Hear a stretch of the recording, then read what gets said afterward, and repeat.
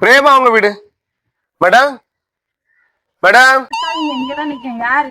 Madam நிறைய வாட்டி உங்களுக்கு போன் பண்ணிட்டேன் மேடம். ஏன் நீங்க போன் எடுக்க மாட்டீங்க? போன் எடுத்தா தானே உங்களுக்கு பொருளை கொண்டு தர முடியும். சரி, எவ்வளவு ரூபா? 760 ரூபா மேடம். 760 ரூபாயா? நான் ஆர்டர் பண்ணும்போது 2 நாள்ல பொருள் வந்துடும் அப்படின்ட்டு போன்ல காமிச்சு, நீங்க எப்படி 4வது நாள் வந்து நிக்கல, கலந்து பைசா எல்லாம் செலவழிஞ்சு போச்சு. நான் என்ன தருவேன்? இன்னைக்கு ஆர்டர் கேன்சல் தான். பொருள்ல நீங்க ஆர்டர் பண்ணிருக்கீங்க மேடம். போன் அடிச்சா நீங்க ரிசீவ் பண்ண மாட்டீங்க. 15-16 வாட்டி நான் உங்களுக்கு கால் பண்ணிட்டேன். அட்ரஸும் தெரியாது. எப்படி நான் உங்களை ரீச் பண்ண முடியும்? எவ்வளவு கஷ்டப்பட்டு நான் உங்களை தேடி வந்தாச்சு. இப்போ நீங்க பொருளை ரிட்டர்ன் பண்றேன்னு சொல்றீங்க. பைசா இல்லைன்னா எதுக்கு மேடம் நீங்க ஆர்டர் பண்றீங்க? தம்பி, என் மாப்பிள்ள ஊர் ஃபுல்லா கடை வாங்கி வச்சிருக்கான். எந்த கடைக்கார போன் பண்ணதாமே எனக்கு தெரியல. பத்துக்கா உங்க நம்பர் வேற ஒரு மாதிரி வெளிநாட்டு வினோத மாதிரி 02 அப்படி என்னலாமோ வருது. நான் அதனாலதாமா போன் எடுக்கல. அதுக்குன்னு எல்லா வாட்டியுமா மேடம் இப்படி பண்றீங்க? காலையில கஸ்டமர் நீங்க இப்படி இருக்கீங்க. ஏன் இப்படி இருக்கீங்க? இனி ஆர்டர் பண்ணாதீங்க. உங்கள்ட்ட பைசா இல்லைன்னா நீங்க ஆர்டர் பண்ணாதீங்க.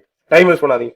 சரி, எல்லாத்தையும் விடு. டாப்பும் பேண்டும் ஆர்டர் போட்டோம். பத்துக்கா என்கிட்ட 260 ரூபா இருக்கு. இந்த டாப்பை மட்டும் கொஞ்சம் தந்துட்டு போய் நான் வேற பேண்ட் போட்டு அட்ஜஸ்ட் பண்ணிக்கிறேன். டாப் மட்டும் தர முடியுமா? டாப்பா மேடம்? தரேன் மேடம். ஒரு நிமிஷம். அதுக்கு முன்னாடி உங்க போன ஒரு மேடம்